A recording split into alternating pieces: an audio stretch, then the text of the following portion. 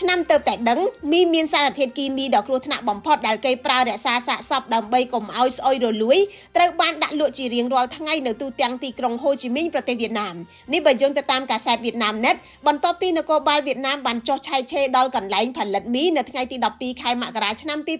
2026យោងតាមប៉ូលីសសេដ្ឋកិច្ចវៀតណាមសិប្បកម្មជូផាតបានផលិតមីមានសារធាតុគីមីលក់និងចែកចាយនៅគ្រប់ផ្សារនិងហាងតូចធំប្រហែលជា800គីឡូក្រាមក្នុងមួយថ្ងៃ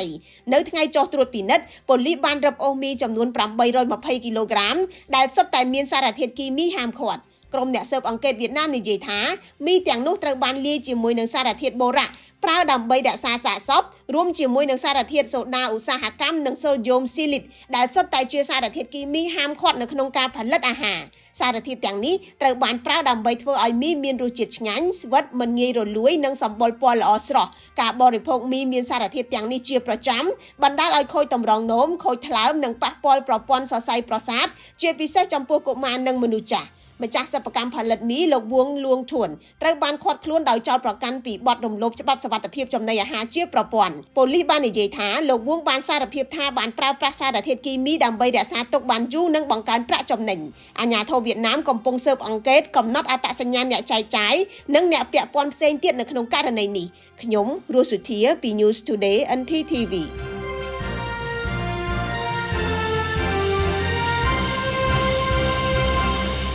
រសជាតិនៃមោទនភាពជាតិ Our Cola Our Pride